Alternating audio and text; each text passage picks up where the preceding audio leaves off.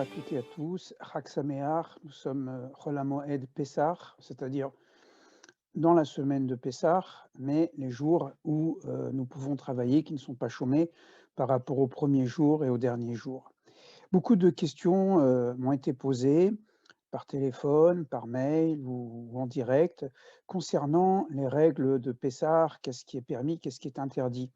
La première réaction, c'est que je me rends compte que ce qu'on appelle judaïsme libéral n'est pas un judaïsme qui s'est totalement affranchi des rituels. En tout cas, je dirais les nouvelles générations, soit des enfants qui sont nés dans les années 80-90, voilà, jusqu'aux plus jeunes, et également des personnes converties depuis quelques années, qui semblent plus attachés au rituel que ne l'étaient les premiers réformateurs du judaïsme qui prenaient pas mal de distance par rapport au rituel. Sans doute, c'est la rencontre entre le judaïsme libéral et le judaïsme dit orthodoxe, si vous voulez, orthopraxe, qui fait qu'on s'attache davantage au rituel et peut-être aussi que ce rituel a une valeur importante dans la transmission. On ne peut pas seulement donner ou transmettre des grandes idées en disant la justice, l'amour du prochain, la vérité, et d'autres valeurs qui sont fondamentales et qui sont les valeurs véhiculées par les prophètes, si ces valeurs ne sont pas incarnées de façon concrète, c'est-à-dire avant Pessah, d'aider des familles défavorisées à travers des associations ou bien des familles qu'on connaît. Et beaucoup de choses ont été faites, on peut toujours mieux faire, mais voilà, c'est une manière concrète de faire la tzedaka. C'est pas seulement une idée, mais c'est une réalisation. L'amour du prochain, c'est pas seulement une idée, c'est vraiment comment on construit une communauté, comment on construit des bonnes relations avec son voisinage, avec ses collègues de bureau, etc., etc. Donc, je dirais que l'approche ritualiste aujourd'hui par rapport à la halakha est au sein du judaïsme libéral une valeur tout en restant en même temps judaïsme libéral. C'est-à-dire que évidemment, un judaïsme orthodoxe ne se reconnaîtrait pas forcément dans notre manière de pratiquer, mais le fait qu'on fasse attention à, par exemple, à ne pas avoir de chametz, acheter des produits cachers les Pessah, qu'est-ce qu'on a le droit de manger à Pessah, etc. Donc je vois qu'il y a beaucoup de familles juives ou de familles mixtes d'ailleurs, dont l'un des deux conjoints n'est pas juif, mais qui veulent transmettre le judaïsme aux enfants, qui sont attachés à ces rituels, en particulier cette fête de Pessah. Alors, je voudrais d'abord répondre à une première question, qu'est-ce qui est permis, qu'est-ce qui est interdit à Pessah? Selon la tradition orale, parce que le texte écrit ne le dit pas, le texte écrit dit simplement qu'on ne consommera pas de chametz, c'est la tradition orale qui veut dire qu'est-ce que c'est que le chametz? D'abord, le chametz, ça veut dire ce qui est gonflé, ce qui est levé, donc une matière fermentée. Donc, en effet, on ne va pas consommer des céréales fermentées. Mais quelles sont ces céréales? Une fois de plus, le texte écrit ne dit rien.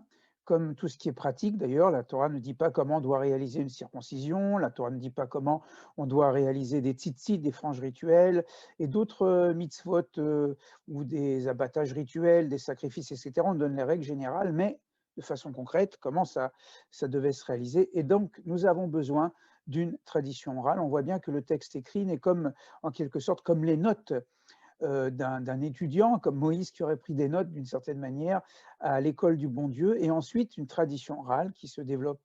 Et donc, c'est la tradition orale qui va nous dire il y a 5 céréales interdites qui sont le blé, l'orge, l'épeautre, l'avoine et le seigle, qui sont les céréales de la société du Proche-Orient, hein, c'est-à-dire qui se produit, qui est produit de la terre de Canaan en particulier. Lorsqu'elles sont fermentées, ces céréales, eh bien, elles sont interdites à la consommation.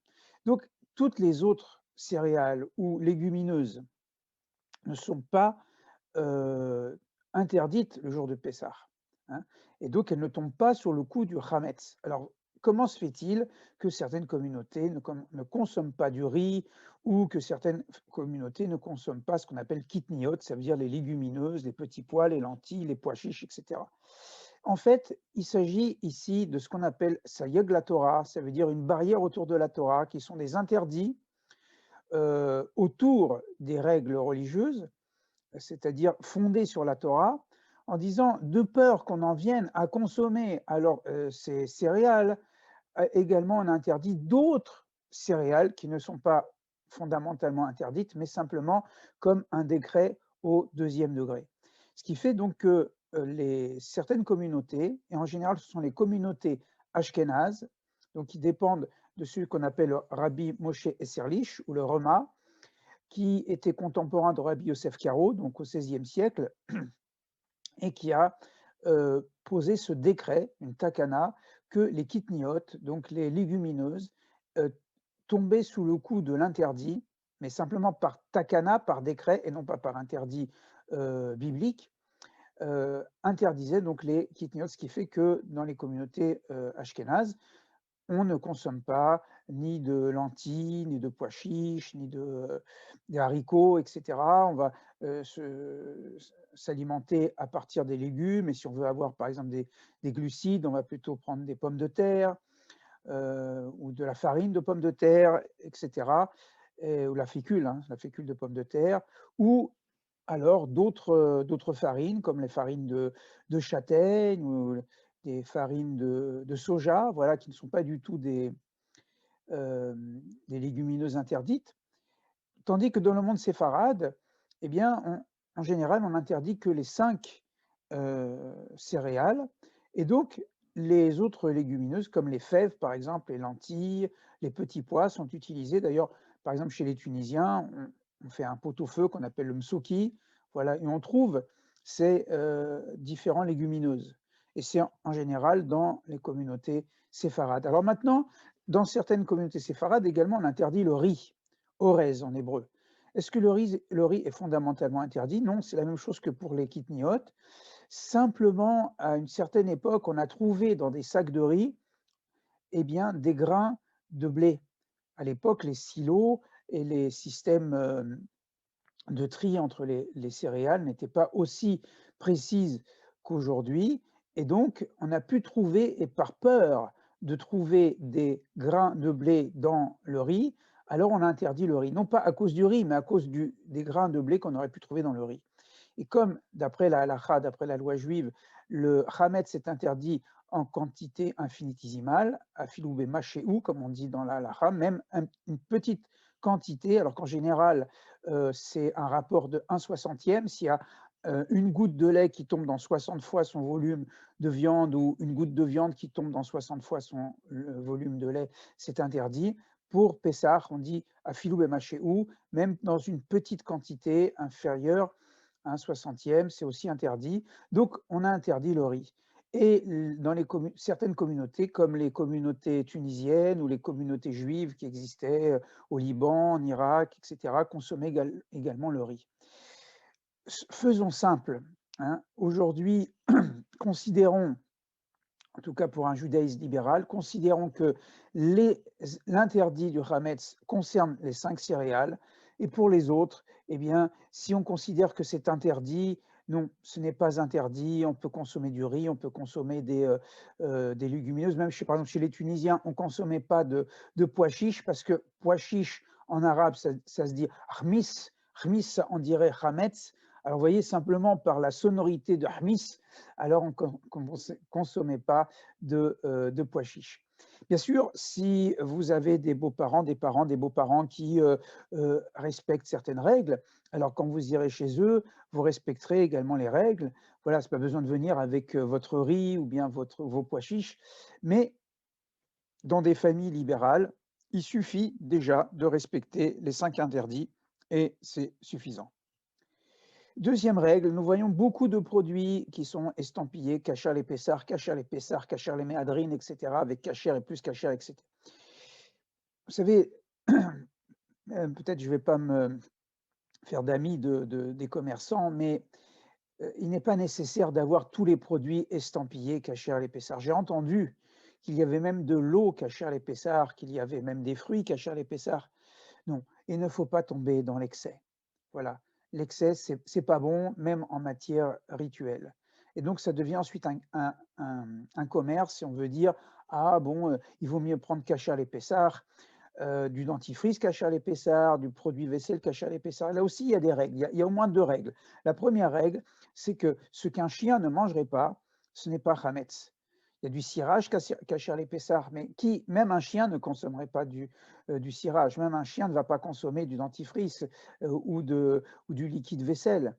Donc, vous pouvez continuer sans aucun problème, sans aucune mauvaise conscience religieuse, même de l'huile, même de la confiture, même des boîtes de conserve. Simplement, si vous avez des boîtes par exemple, des confitures, par exemple, qui ont été entamées avant Pessah. Alors souvent, quand on trempe le couteau ou la petite cuillère, alors des fois il y a du chametz, des morceaux de pain. Oui, alors on termine tout ce qui est le beurre, les confitures, etc. On termine tout avant Pessah. Mais il n'est pas nécessaire d'acheter du beurre kasher les Pessar, de la confiture kasher les Pessar, du café kasher les Pessar. Ce qui suffit d'acheter kasher les Pessar, c'est les matzot et des produits, des gâteaux, si vous voulez des gâteaux. Alors évidemment, on va prendre kasher les Pessar, mais il ne faut pas se compliquer en disant je vais tout acheter kasher les Pessar. Enfin, le deuxième point aussi, c'est Ras Akadosh Baruch al Mamonam chez l'Israël. Le Saint béni soit-il, fait attention à l'argent de la communauté. Voilà, nous sommes dans des périodes difficiles, il y a des gens qui sont au chômage, il y a des gens qui ne peuvent pas gagner leur vie comme ils veulent, et on va faire des sacrifices. Non, non, si on veut faire des sacrifices, c'est pas là. On fait des sacrifices pour bien éduquer ses enfants, pour honorer sa famille, pour aider des pauvres, ça c'est encore plus important. Vraiment, c'est encore plus important, plutôt que d'acheter de l'huile kasher les Pessar ou du café kasher les Pessar, cet argent ou cette taxe rabbinique qui augmente, qui des fois le double prix, prenez cet argent, donnez pour les pauvres, donnez pour la tzedaka, pour des institutions. Voilà. Parce qu'il ne faut pas oublier que l'essentiel de Pessah, c'est de retirer le chametz de notre cœur. Bien sûr, on a besoin du rituel, c'est très important. Ça permet de transmettre d'une génération à l'autre. Voilà, on ne peut pas dire non, on va vivre simplement de l'idée qu'on va se débarrasser de nos mauvaises pensées. Non, on a besoin du rituel. Et c'est aussi une mitzvah de la Torah. La Torah dit, pendant 7 jours, vous n'aurez pas de chametz. Alors on fait le nettoyage, etc. Mais ne tombons pas dans les excès. Et donc, tous les frais occasionnés par le kasher et kasher et kasher, vous voulez faire du plus que kasher, alors prenez cette somme et mettez dans la boîte de tzedaka et avant Pessah ou après Pessah, vous donnez à des pauvres, vous donnez à la communauté, vous donnez à des gens qui sont dans les difficultés, vous donnez un judaïsme en mouvement, parce que ça va être réparti pour l'éducation, etc. Vous précisez même, c'est pour les pauvres. Voilà. Et qu'Akadosh Baruch Hu, voilà, considère que nos bonnes intentions valent des bonnes actions. Et je terminerai, j'ai déjà donné cet enseignement dans le chapitre 30 des Chroniques, on nous parle du roi Ézéchias Riskiaou, et le roi Riskiaou a constaté que lorsque la fête de Pessah qui avait été organisée à Jérusalem, il y avait des tribus qui ne s'étaient pas purifiées, qui n'avaient pas accompli les rituels exactement. Alors, du point de vue, quand on lit la Torah, on dit celui qui n'a pas fait les ablutions et les immersions, etc., il ne peut pas rentrer dans le temple, il peut pas. Donc on a l'impression que c'est très très grave. Et qu'est-ce qu'a fait le roi? Il a prié Dieu et dit, mon Dieu, voilà, tes enfants, ils ont fait ce qu'ils ont pu. Voilà, ils n'ont pas pu faire les ablutions, ils n'ont pas pu faire les immersions. Voilà, toi, tu es un Dieu compatissant, miséricordieux. Et que dit le texte? Et Vaïchaper, Dieu, il a pardonné. Voilà, Dieu, il pardonne. Si on voit qu'on a des bonnes intentions, on fait du mieux possible. Non, il faut arrêter avec le Dieu fouettard qui va nous envoyer des malheurs, etc., ou qu'on va aller griller en enfer. Non. Si on a des bonnes intentions, on essaye de faire le bien, on pense toujours à notre prochain, alors, Akadosh Baruch Hu, si on peut dire, il est heureux, pour prendre cette image, il est heureux de nos bonnes intentions, il les considère comme des bonnes actions, et surtout que les uns et les autres, nous avons célébré un bon seder, nous avons transmis à nos enfants. L'histoire d'Israël continue.